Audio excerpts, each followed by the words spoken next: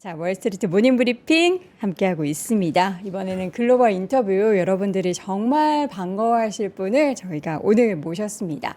AFW 파트너스 이선엽 대표님 모셔보겠습니다. 대표님 어서 오세요. 네, 안녕하십니까? 예. 아니, 장군님이 이렇게 새벽에 앞으로 예. 조금 우리가 자주 볼 수 있게 될 예. 것 같다라는 그런 소식통을 통해서 이게 카더란가요? 아니면 어떻게 공식인가요? 그렇게 하도록 하죠. 예. 너무나 감사합니다. 사실 새벽에 이렇게 오시라라고 초청을 하는 거는 너무 죄송스러운 것 같기도 해요. 그럼에도 불구하고 여러분들을 만나기 위해서 우리 이 대표님께서 자주 오신다라고 하니까 여러분들도 많이 반겨주셨으면 좋겠습니다. 자, 대표님, 밤사이에 뭐 전쟁 얘기가 또 있어요. 네. 이게 과연 우리 시장의 또 불확실성을 야기시킬 것인가 싶은데 또 이제 전쟁 얘기 플러스 고점, 차익 실현 이런 키워드가 같이 지금 나오고 있는데 또 오늘의 좀 하락은 불가피하겠죠. 뭐 일정 부분이 있다고 하더라도 현재 상황에서는 차라리 쉬어가는 게 시장을 위해서도 더 낫다라고 봐요. 미국 시장도 그렇고 국내 시장도 그렇고 네. 어쨌든 많은 투자자분들이 보셔도 단기 포모 현상도 확실히 있었다라고 봐야 될 것 같거든요. 그러면 이제 장기적인 추세야 큰 문제가 없겠지만 어쨌든 이렇게까지 너무 뜨거웠으면 일정 부분은 쉬어가는 게 모두를 위해서 더 나을 수 있다라고 판단하고 있고 뭐 오늘 지금 전쟁 얘기도 해주셨지만 최근에 여러 가지 판세가 돌아가는 걸 보면 트럼프가 전쟁을 이 상황에서 확대하기보다는 뭔가 그래도 트럼프한테 유리한 쪽으로 협상 조건을 내걸고 마무리 짓고 싶어하는 그런 의지가 훨씬 더 강한 거잖아요. 예를 들면 여러 가지 작전들을 뭐 한다라고 했다 취소를 한다던가 또 그 휴전이 있었을 때 의외로 트럼프가 공격 이런 것들을 잘 안 했지 않습니까? 그렇죠. 그리고 가장 중요한 것들은 역시 이런 것들이 11월 3일에 있을 중간 선거하고 연결이 돼 있는데 현 상황에서 아직까지는 이 정도 유가 몇 달 지속된 거 가지고 인플레이션이 고착화되진 않지만 이게 길어지면 또 상황이 달라질 수도 있는 거기 때문에 그런 점들을 감안하면 사실상 제가 보기에는 뭐 어쨌든 간에 쉬어가는 빌미는 될 수 있겠지만 그렇다라고 해서 뭔가 큰 추세의 변화를 준다거나 그럴 것 같지는 않다라고 보는 게 합리적인 것 같습니다. 그 얘기를 듣고 싶어서 여쭤봤어요. 추세에 있어서의 변화가 과연 왜 막 5월은 세린메이다 그리고 지금 많이 올랐기 때문에 무언가 되게 안 좋을 만한 변곡점의 트리거가 될 게 뭐가 있을까 막 이런 것들 막 찾는데 그럼요. 갑자기 전쟁. 네. 지금 뭐 세리메이드 말씀 주셨지만 5월엔 팔고 떠나라 이런 얘기들이 많이 있는데 그건 이제 통계 때문이겠죠. 이전에 통계를 보니까 그런 사례들이 덜어 있더라라는 건데 없는 경우도 되게 많고요. 또 하나는 현재 있는 그 사례들이 현재 잘 맞지 않는 경우들도 되게 많습니다. 그러니까 우연히 또 맞아서 세리메이였나 저 5월에 팔고 떠나나 그런 건 아닌 것 같은데 뭐 이전에 우리가 소비 중심의 미국이라는 국가가 소비 중심의 국가로 이렇게 됐었을 때 그랬을 때는 뭐 이런 것들이 일정 부분 효과가 있었던 게 뭐였냐면 아시다시피 미국이 4월에 그 세금을 내요. 4월 중순에 세금을 내는 달이 있고 그때 유동성들이 많이 줄어들면서 5월에 조금 쉬어가고 그러면서 6, 7월부터 다시 조금 이제 회복을 하는 그런 모습들이었었거든요. 그러니까 잘 보면 세리메이라는 것 자체가 5월이 빠지니까 뭐 팔고 떠나라라는 것보다는 나중에 좀 지나 보면 오히려 매수 기회인 것도 많았다라고 보면 네, 맞습니다. 나름대로 뭐 그걸 너무 그렇게 의식할 필요는 없지 않느냐라는 생각을 하는 거고 저는 또 하나 그런 것 같아요. 지금 뭐 말씀도 주셨지만 나름대로 현 시장과 관련해서 뭐 올라가는 것도 중요하지만 어떤 것들이 조금 그래도 우리한테 회방을 놓을 수 있는 또는 지수의 방향을 바꿀 수 있는 그런 것들이냐라고 고민을 많이 하는 것들도 있잖아요. 그런데 제가 그래도 수십 년 동안 닷컴 버블부터 시작을 해서 뭐 분석도 많이 해보고 몸으로도 또 경험을 해봤지만 제가 보기에는 시장을 바꿀 만한 변수는 터지고 나서 고민해도 늦지 않았던 것 같아요. 왜냐하면 우리가 생각했던 것 또는 예고했던 것 가지고 터지지는 않더라고요. 보통 보면 이런 게 될 거야, 이런 거에 될 거야, 이런 거에 될 거는 우리도 알고 있다 보니까 나중에 시장에서 대응도 하고 있고 또 뭐 당국에서도 대응 방안들도 있고 그래서 준비들이 많이 되는데 뭔가 우리가 좀 간과한 것들 아니면 또 이런 악재와 관련해서 굉장히 조금 우리가 뭐라고 해야 되나 나름대로 조금 애써 축소하거나 아니면 큰 거 아닐 거야라고 좀 넘겼던 것들이 문제가 많이 됐었던 사례가 있는 거지. 우리가 뭔가 대단히 걱정을 하고 이런 것들이 뭔가 시장을 방향을 바꾸거나 그런 사례는 매우 드물었다라는 점에서 우리가 이런 점들도 살펴보실 필요가 있다라고 생각을 합니다. 우리는 늘 얘기를 하잖아요. 알고 있는 악재는 악재가 아니다. 예. 그래서 우리가 좀 등한시했었던 것 중에서 그러면은 악재가 될 만한 게 뭐가 있을까를 생각하면 지금은 이제 많이 있고 있지만, 그러니까 2008년에도 말씀을 드려보면, 2007, 8년도 때 그 서브프라임 위기가 터질 때도 사실 이 서브프라임 위기가 시장에서 경고가 계속 나왔었어요. 네. 이거 위험하다. 그래서 한 1년 전부터 컨츄리 파이낸셜이라는 기업이 파산을 하고 많이 그러기 시작을 했었는데 시장에서는 그때는 조금 긴장을 하다가 그래도 지수가 많이 올라가니까 에이 뭐 별거 아닐 거야라고 하다가 리만 브로더스라는 큰 회사가 파산을 하면서 문제가 커졌었던 경험들이 있습니다. 그러면 지금도 저는 그렇게 생각을 합니다. 나중에 우리의 뭔가 발목을 잡을 수 있는 건 결국 금리가 뭔가 역할을 할 거라고 생각을 하고 있고 결국 금리가 역할을 할 거라는 건 뭔가 부채가 많은 게 문제가 많이 되겠죠. 그럼 이제 지금 부채로 인해서 많은 문제를 겪고 있는 뭐 기업들이나 아니면 여러 가지 뭐 상황들이 있을 텐데 저는 오늘 나오고 있었던 그 오픈 AI 이런 것들도 나중에 영향이 있을 수 있다라고 생각을 해요. 그러니까 오픈 AI 자체가 문제가 있는 게 아니라 일부 기업들 같은 경우는 자금 조달 관련해서 조금 문제가 있을 수도 그렇죠. 있는. 일단 금리가 많이 오른다는 얘기는 자금 조달할 때 어려울 수도 있다는 얘기도 되는 거잖아요. 예, 그래서 전체적으로 우리는 금리의 방향을 주시해 보면서 나중에 금리가 일정 부분 올랐을 때 뭔가 약한 고리가 터질 텐데 네. 그게 어디냐를 보고 나서 그게 혹시 확산될 조짐이 없는지 그렇게 살펴보는 게 맞는 거지. 현 상황에서 뭔가 이런 것들이 지수의 방향을 바꿀 거다라고 생각하는 건 아직까지는 좀 이른 것 같아요. 다만 우리가 생각하는 뭔가 중간중간에 장애물이 돼서 올라갈 때마다 우리를 한 번씩 넘어뜨릴 수 있는 그런 어떤 악재들은 뭐 상당 부분 많이 보이죠.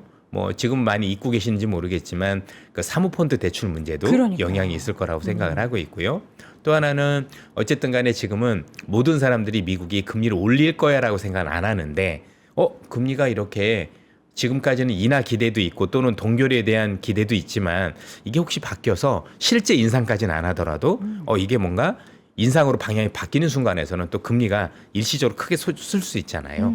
그런 경우에도 지수가 한번 눌릴 수 있는 가능성도 충분히 있는 것 같아요. 그래서 지금은 뭔가 우리의 뭔가 불편함을 주는 대부분 이슈들은 제가 생각하지 못한 게 있을 수도 있겠죠. 그건 제가 볼 땐 트럼프의 정치 변수라고 생각을 하고 그런 것들 외에는 대부분 금리를 통해서 촉발이 된다. 특히 우리가 금리를 볼 때는 미 국채를 보시게 되는데 미 국채 중에서도 10년물 기준으로 보셔야 돼요.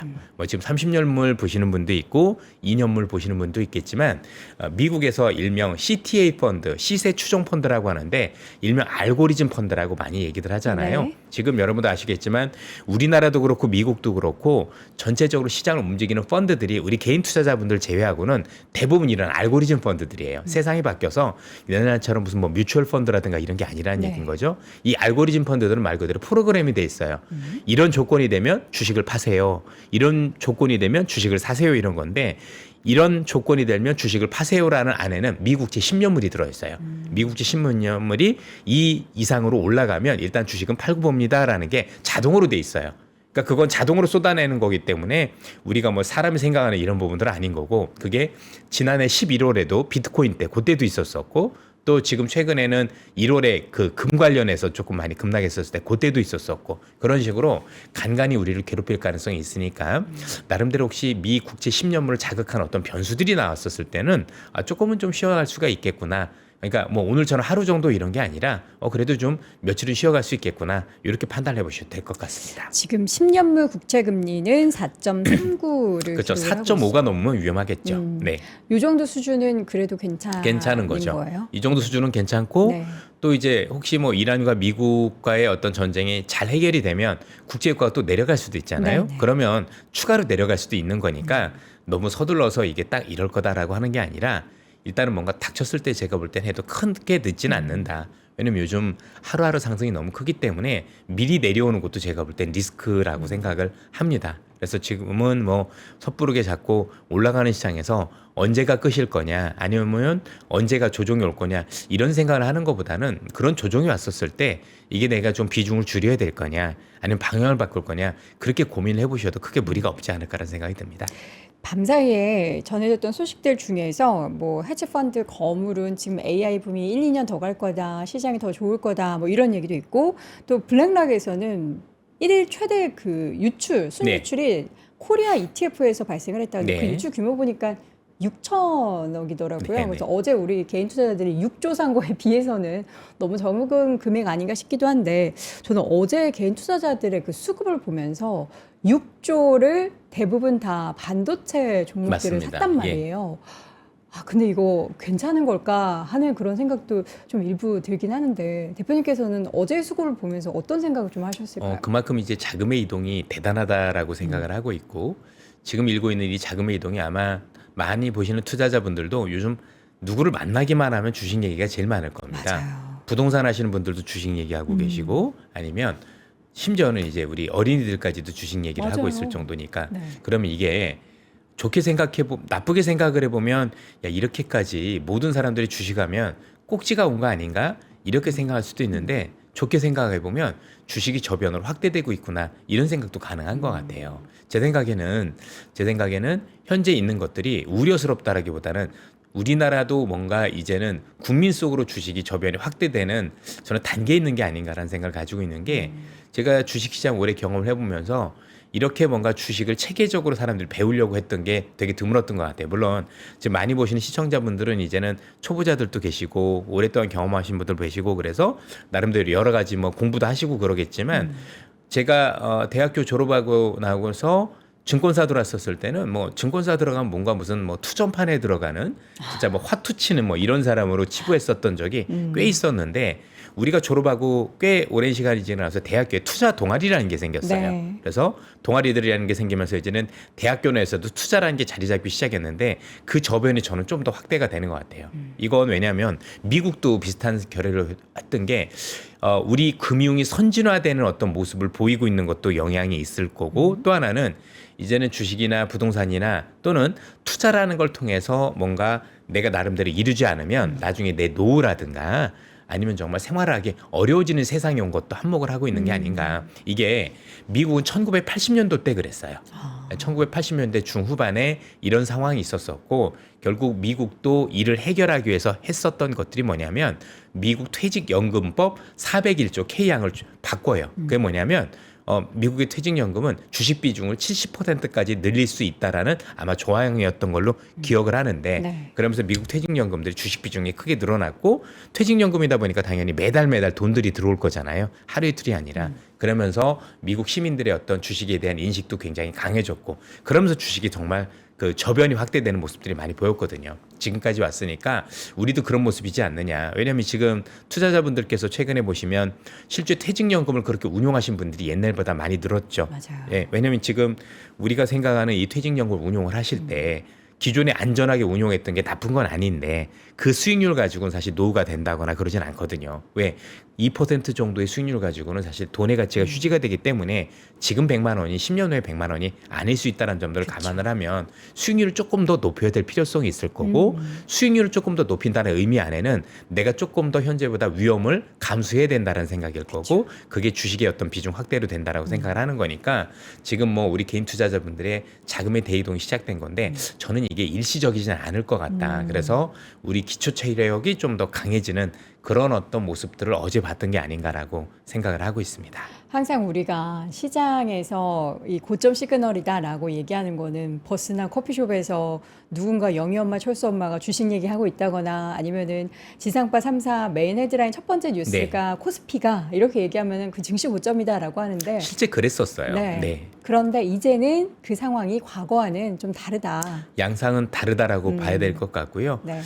이번 시장이 과거와 다른 게 너무 많아요. 어. 그래서 기술적 분석도 그렇고 이런 현상들도 그렇고 네. 이런 것만 가지고 과거가 이랬으니까 꼭 꼭지다라고 단정 짓는 건 조금 제가 볼 때 무리수가 있는 것 같아요. 물론 이제 우려를 하시는 게 나쁜 건 아닙니다. 당연히 균형적인 시각을 가지고 네. 주식이라는 게 무조건 오르는 것만 있는 건 아니지 않습니까? 그런 것들을 감안했었을 때 우리가 경계심을 갖는 건 되게 중요하지만 경계심을 가지면서도 혹시 이전과는 다른 건 없는 건지 또 현재와 또 유사점은 없는 건지 그런 점들을 좀 더 냉정하게 따져보고 포지션을 변경하시는 게 좋지 않을까 생각을 합니다. 사실 과거와 다른 것 중에 가장 큰 점은 지금 이제 반도체 그리고 우리가 삼성전자와 하이닉스가 차지하는 시장을 이끌었던 그 비중 자체가 거의 70%를 넘는 상황이잖아요. 근데 그 반도체가 우리 과거에 최근에 몇 년 사이에 뭐 시장에서 이렇게 각광받았던 뭐 2차 전지를 만약에 생각하면은 그때 막 급등해서 올랐을 때는 실체가 없고 미래의 수익에 대한 그렇죠. 기대감에 올랐다면 지금은 숫자가 지금도 찍히고 내년에도 찍힌대 하면서 실체를 보면서 이걸 따라가는 거잖아요. 그러니까 이제 2차 전지 때하고 다른 게 그거였어요. 2차 전지는 정말 훌륭한 기업들이 있긴 했지만 네. 기대가 더 컸죠. 네. 뭐 예를 들면 이런 거죠. 향후에 미래의 전기차가 대세일 거고 모든 차가 전기차로 다 바뀌면 2차 전지 수요가 이 정도 될 거니 네. 나름대로 앞으로 이 정도 수익이 나올 수 있다라는 기대가 있었다라면 그렇죠. 지금은 되려 수익이 나오고 있는데도 불구하고 다들 의심을 하세요. 그렇죠? 다음 분기는 혹시 꼭지가 아닐까? 이게 내년까지도 지속되지 않을까라는 의심의 벽을 타고 오르고 있다라는 거죠. 그래서 더 무서운 거라고 생각을 하고 있습니다. 네. 그래서 그때하고는 좀 상향상이 많이 다르다라는 것도. 그런데 이제 우리는 항상 주식이라는 건 가격을 사는 게 아니라 가치를 사야 되는데 오른 가격을 보니까 두려운 거고 맞아요. 오르는 속도를 보니까 두려운 거죠. 근데 또 뒤집어 생각을 해보면 만약에 그 주가가 오르는 게 너무 가파르게 오른 게 혹시 나중에 있을 미래에 대한 기대를 반영하면서 급하게 올랐다라면 요건 제가 볼 땐 큰 조정 요인이 되지만 지금 이익의 증가가 더 가팔라요. 네. 그렇게 생각을 해보면 이익의 증가가 이렇게 가팔라서 이익이 올라와서 같이 그냥 오른 거라고 봐야 되는 거지 그냥 이전처럼 뭔가 각도가 가파르고 가격이 많이 올랐고 그래서 뭔가 우리가 생각할 때 단순히 끝일 거다라고 생각하기엔 제가 보기에는 너무 실적이 동반이 많이 된다. 그래서 현 상황에서 좀 더 냉정함을 잃지 않고 현재 지속되고 있는 이 이익의 지속성에 대해서 우리가 여전히 고민을 해봐야 되지 않을까 이렇게 생각을 해봅니다. 네. 여러분 편안하시죠? 뭔가 우리 이선호 대표님의 이렇게 나긋나긋한 그런 목소리를 듣고 내용을 들어보면은 갑자기 막 이렇게 요동쳤었던 심장이 조금 이제 안정감을 찾는 그런 생각이 저도 듭니다. 주식은 가격이 아니라 가치를 사야 한다. 이 얘기를 좀 문구를 어디다 좀 적어놔야겠어요. 좋죠. 왜냐면은 최근에 이제 가격이 워낙에 가파르게 오르고 그 네. 속도도 워낙에 빠르다 보니까 이거 너무 빨리 반영되는 거 아니야 싶어서 그래서 물론 기간 조정이나 가격 조정이 일부 있을 수는 있지만 말씀하신 것처럼 이게 가치가 달라진 게 아니잖아요. 예. 그러니까 제 개인적으로 만약에 뭔가 진짜 경계의 시그널이라면 네. 지금 일어나고 있는 일에 반대 현상이 일어날 때가 아닌가라는 생각을 조심스럽게 하는데요. 무슨 얘기냐면 올해 1분기도 그랬고 지난해 4분기도 그렇고요. 그러니까 실적 발표했었어요. 반도체 실적 발표할 때 1월에 또 4월에 실적 발표를 했는데 각각 두 번의 실적 발표를 통해서 우리 요에도에 있는 애널리스트 분들께서 사실 실적 추정했던 것보다도 실적이 더 많이 잘 나왔거든요. 맞아. 그래서 결국엔 목표가를 뒤늦게 부랴부랴 오리는 일들이 지금도 계속되고 있는데 이분들이 오히려 바뀔 때가 전 중요한 것 같아요. 이분들이 그렇게 계속해서 이게 앞서 나가서 뭔가 선제적으로 대응하는 게 아니라 이제는 계속 어떻게 보면 따라가는 형식인 건데 여러 번 따라가다 보니까 이제는 그것도 지칠 수 있잖아요. 그래서 이제 따라가는 게 아니라 이제 본인들이 먼저 나서서 야 이제는 굉장히 많이 좋을 거야. 이제 그래서 원래 우리가 예상했던 것보다 더 이제 훨씬 더 위로 확 올리면서 뭐 몇백만 원 더 갑니다. 뭐 이런 얘기가 나올 때 제가 볼 땐 되려 조심하는 게 맞지 않을까. 저는 그렇게 생각을 하고 있어요. 사실 대표님이 시장을 정말 오래 네. 보셨잖아요. 약 30년 가까이 보셨는데 요 시장 30년 안에서도 사실 이렇게 반도체라는 산업이 그리고 관련한 종목들의 주가가 몇백 %씩 막 오른 그런 사례는 역사적으로는 없었잖아요. 처음이라고 보시면 되고요. 그러니까요. 이건 미국도 처음 있는 일이에요. 네. 그러니까 주식 역사를 살펴봐도 제가 그래서 여러 차례 방송에 나와서 얘기하는 게 이 시장은 역사상 가장 큰 시장이 될 가능성이 높다라고 말씀을 드렸고 그래서 이전에 있던 잣대로 들이대면 이 사이즈가 보이질 않아요. 그래서 많은 분들이 더 힘들어하는 거. 그러니까 처음에 생각했을 때 그 사이즈부터 고민을 해줘야 되거든요. 네. 이게 얼마나 큰 사이즈인지라고 보고 그게 다 맞을 수는 없지만 그 사이즈가 대단히 크다라면 어느 정도 왔어도 아직도 더 큰 사이즈를 채우려면 남았구나 이래야 되는데 우리가 이전의 사이즈만 가지고 비교를 하다 보니까 이전의 사이즈와 비교하면 이미 훨씬 넘어섰잖아요. 그러니까 어떻게 볼까요? 버블처럼 보일 거고 그쵸. 그럴 거란 얘기죠. 그래서 지금도 얘기지만 지난해 6월 달에 얼마나 많은 버블 논란이 있었어요.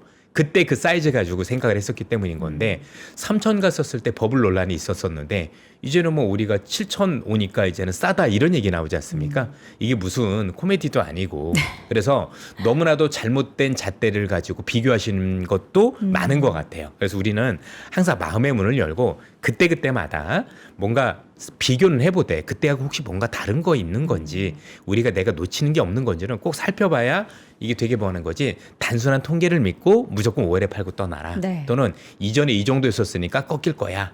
저 객장에 또 애를 업고는 우리 어머님들이 오시면 또 꼭질 거야. 그런 어떤 잣대만 가지고 하기에는 제가 볼 때 너무 세상이 많이 변했다. 이렇게 생각을 하고 있습니다. 지난주 저희가 이제 오랜만에 또 여의도로 들어오신 김효진 박사님 모시고는 깨진 공식들이 지금 시장에서 발현이 되고 있다. 유가가 이렇게 올라가는데 금리가 이렇게 좀 높은 수준인데 시장이 오르는 것에 대해서 말씀을 드렸고, 오늘은 우리 이선우 대표님이 이전 잣대를 지금 시장에 들이대면서 이러니까 시장은 또 하락하겠지, 이러니까 꼭지겠지라는 생각보다는 저도 우리 열린 사고. 김효진 작가님 그걸 되게 이제 영상을 잘 봤고 되게 훌륭하신 분이잖아요. 네. 아마 제가 그 2년 전, 3년 전 논란도 있었던 것 같아요. 미국의 경기 침체 논란. 네. 그래서 그때 미국의 장단기 금리가 역전이 되면 네. 뭐 거의 예외 없이 경기 침체가 왔기 때문에 이번에도 올 겁니다라고 했는데, 제가 이전하고는 경기가 많이 달라져서 지표까지 하면서 저도 어차피 경제학을 전공을 했고 그래서 저도 이제 지금 뭐 우리가 알고는 서울대, 고대, 연대 교수 있는 그 경제학교 교수님들하고 교류도 많이 하거든요. 나름대로 다 똑같은 얘기를 하세요. 이전의 잣대는 다 맞지가 않다. 그래서 뭔가 우리가 봤었던 이전의 통계, 특히 통계가 문제죠. 네. 그 통계가 지금 안 맞는 가장 큰 이유는 세상이 변한 거예요. 그럼 그 통계라는 게 지난 40년이 있었던 이 통계가 의외로 유의미하지 않은 것들이 되게 많아졌는데 자꾸 통계를 들이대면 우리는 속죠. 10번 중에 9번이 그랬다라면 아무래도 관심이 갈 수밖에 없는데 그럼 그 10번 중에 한 번이 될 수도 있는 건데 지금은 그 한 번도 아니에요. 또 다른 영역 밖에 있는 것들이 있다 보니까 되게 시장을 판단하기가 쉽지 않은 상황인 것만은 분명해 보입니다.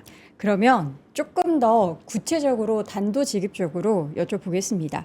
반도체가 이끌고 있는 시장이잖아요. 네. 앞으로도 계속 그 흐름은 이어질 거고, 반도체 기업들의 그 향후의 2, 3년간의 이익의 체력은 과연 우리가 생각하는 것처럼 지속이 될 수 있을까에 대해서 우리 이 대표님은 개인적으로 어떻게 좀 보고 계실까요? 아무도 모른다가 정답인 게 현재 진행되고 있는 게 반도체가 좋은 건 사실 운이 좋은 것도 있어요. 운이 좋다. 예, 왜냐면 이제 AI 산업이 처음에 이렇게 바로가 되면서 나름대로 처음엔 GPU 중심의 시장이었단 말이에요. 그런데 이게 AI 추론, 즉 에이전틱 시장이 되면서 급작스럽게 이렇게 메모리에 대한 수요가 늘어난 건데, 이렇게 될 거라고 우리가 알고 있는 삼성전자, 하이닉스의 관계자분들도 또는 빅테크도 아무도 몰랐었어요. 그러면 앞으로의 기술의 발전을 누가 더 장담할 수 있느냐에 대해서도 고민이 많은 거죠. 그래서 우리는 몇 년 후에 대한 고민도 여전히 있지만 그것보다도 우리의 어떤 그 이런 판단 또는 증권사 직원들의 잣대 이런 게 중요한 게 아니라 현재 진행되고 있는 기술의 발전과 관련해서 구글이라든가 아니면 테슬라라든가 아니면 메타라든가 여러 기업들의 이 엔지니어들이 얘기하는 걸 귀담아 잘 들어야 돼요. 그리고 또 실제 논문들이 많이 나오거든요. 그런 AI 관련 논문들 나오는 사이트들도 몇 군데 있는데 거기 가서 계속 봐야 돼요. 보시면서 요즘은 이런 기술이 이렇게 변했어. 이게 이렇게 변했어. 라고 하면 그런 것들과 관련해서 사실은 반도체가 이렇게 변하고 있구나. 또 이렇게까지 변하고 있구나. 최근에 그 변화 중에 하나가 CPU잖아요. 인텔이 많이 올라온 것도. 그러면 지난해 중반에 삼성전자, 하이닉스 내달릴 때 인텔이 올랐었느냐? 아니거든요. 그런데 어느 날 갑자기 이제는 CPU도 많이 필요해라고 바뀌었지 않습니까? 이런 변화들이 1년이 아니라 6개월씩 한 번씩 계속 나타나고 있는 것 같아요. 그래서 그 변화가 몇 년이 지속될 거다라고 지금 단정 지을 수는 없는 거고, 현재 앞으로 왜냐면 이렇게 메모리가 많이 필요하면 메모리를 덜 쓰는 기술도 개발이 될 수도 있는 거지 않습니까? 그런 것들과 관련해서 우리가 계속 모니터링하면서 좀 유연하게 움직일 필요가 있겠다, 이런 말씀을 드리고 싶습니다. 우리가 그런 사실 논문까지 찾아볼 만한 그 열정을 당연히 부려야겠지만 되게 쉬운 게 요즘 GPT가 잘 돼 있어서 한글로 다 해석을 해줘요. 그런데 의외로 이게 논문이 어렵지 않은 게 논문은 다 직독직해거든요. 그래서 되게 우리가 사람들이 되게 이해하기 쉽게 잘 써놨어요. 그러면 그 논문이 여러분들이 기술적으로 이래서 이렇다라는 걸 보시라는 게 아니라 한 장만 봐도 되거든요. 요약본만? 지금 이 요약본만 좀 앞에 이제 나오잖아요. 뭐 쭉 이런 것들 나오잖아요. 그럼 이런 기술이 발전했어. 그래서 이런 방향으로 갈 거야. 이런 거 하면 그들끼리 갑론을박이 또 있다라는 거죠. 그래서 그런 것들을 꼭 보는 게 더 중요한 것 같아요. 우리 또 이 대표님의 그런 키워드들 있잖아요. 뭐 태조 이방원 있고 최근에는 이제 이태원, 뭐 금반지, 뭐 다양하게 키워드들을 제시하셨는데 최근에는 어떤 키워드를 가지고 아직은 그 있습니까? 키워드들이 그대로 유지가 되고 있다라고 보는 거고, 결국 시장 확장이 결국 AI로 인해서 뭔가 새롭게 공급 부족이 생기는 그런 어떤 업종들까지도 좀 관심을 둬야 된다고 생각을 하는 네. 거고, 또 하나는 지금 투자자분들께서 놓치지 말아야 될 게 있어요. 뭐냐면 AI 투자를 왜 할까요? 돈을 벌기 위해서 하는 거잖아요. 그렇죠. 그러면 제가 보기엔 이 시장에서 지금은 투자 관련 기업들이 돈을 많이 벌지만 궁극적으로 이 시장이 좀 더 올라간다라고 보면 네. 올라갔을 때는 반도체를 넘어서서 제가 보기엔 결국 AI를 통해서 비즈니스 모델을 하는 기업들이 나중에 가장 큰 각광을 받을 가능성이 높아요. 씨를 뿌린 사람이 그 열매를 거두는 거잖아요. 그러면 그 열매를 거두는 사람들은 한국의 반도체는 아닐 거지 않습니까?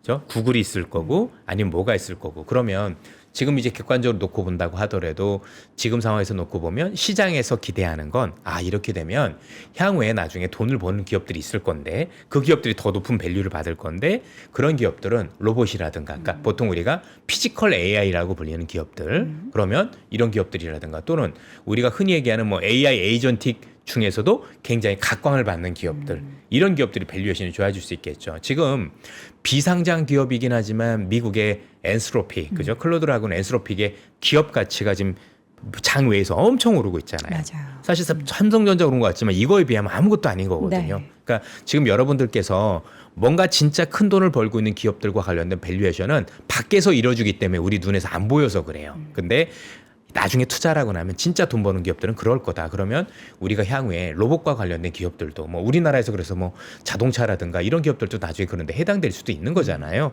그러면 큰 피날레는 오히려 그쪽일 가능성도 배제할 수는 없는 거예요. 그러니까 지금 반도체를 좀 놓쳤다고 해서 뭔가 이렇게 되게 힘들어하시고 그럴 필요는 없는 게 결국은 이 AI가 확장되면서 내가 살 수 있는 기업들이 앞으로도 많이 나올 수 있는 겁니다. 그러니까 너무 이쪽으로만 돼서 이게 끝일 거다가 아니라 향후에 시장의 무게중심이 어느 쪽으로 움직이는지 그다음에 시장이 무엇을 바라보는지 그러니까 지금은 투자를 바라보고 있지만 조금 더 시간이 지나면 돈을 버는 애들로 바라보는 쪽으로 바뀔 수도 있는 거잖아요. 그럴 때 우리가 잘 무게중심을 이동을 해서 혹시 지금 수익을 못 낸 분들도 저는 아직 기회가 많으니까 너무 그렇게 낙담하실 필요는 없다라고 생각을 하고 있습니다. 물론 아직까지는 지금 그 AI의 큰 산업을 만들기 위한 하드웨어 공급처, 물론 메모리 반도체를 비롯해서 그런 기업들이 돈을 여전히 몇 년 동안 계속 더 잘 그럼요. 벌겠지만 네. 그것에 상쇄해서 이제 돈을 앞으로 더 많이 벌 기업에 대한 관심도 좀 차근히 가질 네, 필요가 실제 있네요. 대부분의 버블의 주인공들은 비즈니스 모델인 경우가 많았어요. 예를 들어서 99년 닷컴 버블 때도 네. 닷컴 버블이라는 게 글로벌적으로 인터넷 환경이 깔리는 게 닷컴 버블이었었거든요. 지금 쓰고 계시는 인터넷이 그때 99년에 이제 인프라가 깔린 거잖아요.